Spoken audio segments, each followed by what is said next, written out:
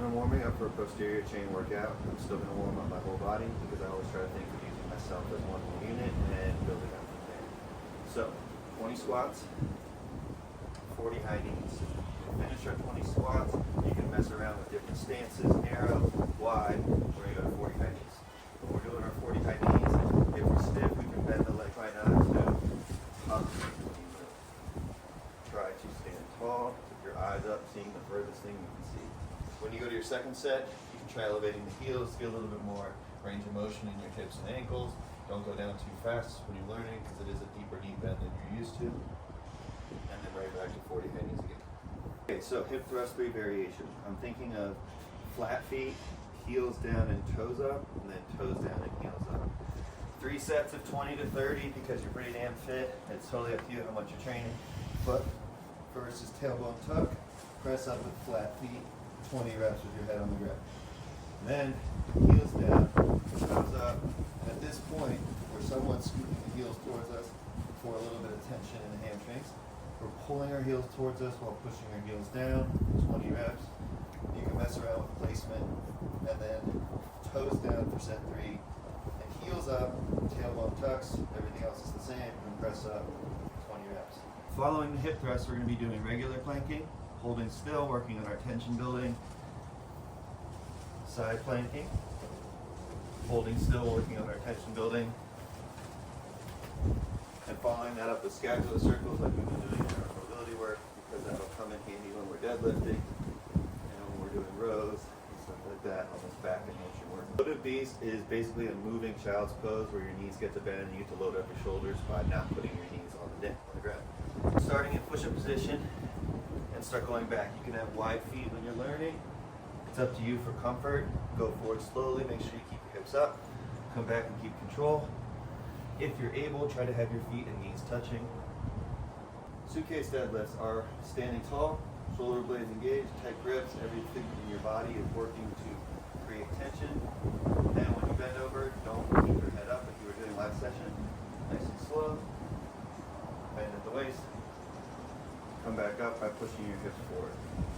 Take your time.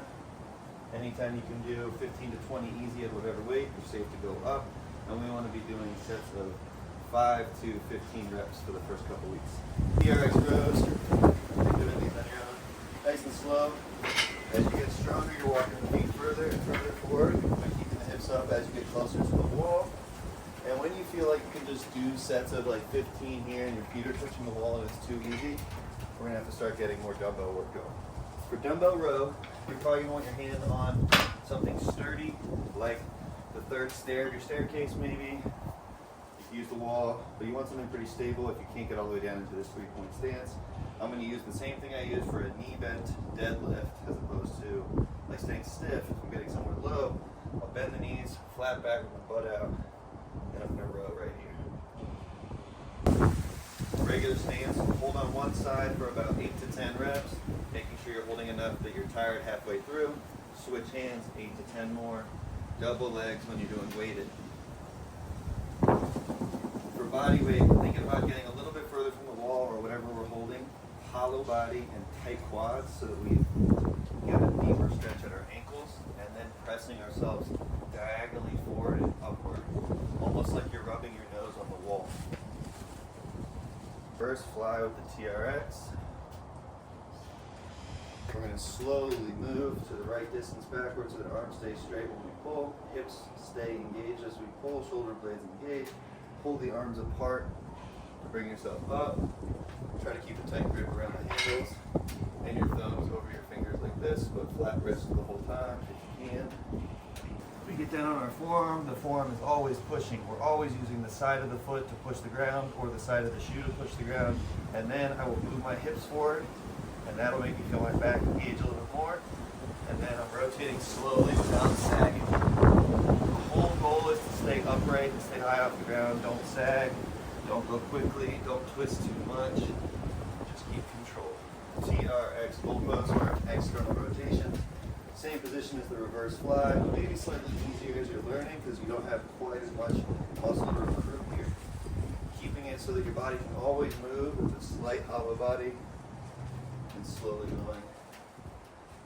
like we've been doing. Bicep curls, if you're using the TRX, it's a little awkward, but it works pretty well if you make your palm reach for the top of your forehead. What you start with is your arms up at shoulder high, and then palms top of the forehead, and that is better at isolating your bicep. When we're doing bicep curls with dumbbells, we have a few different options. Clean, just regular reps, palms up, keeping control of our grip so that our wrist feels good. If our wrist is tender, we can do hammer curls like so. We're always trying to stand up tall with our eyes forward. And then the last variation we've only done once or twice in sessions, but it's super useful.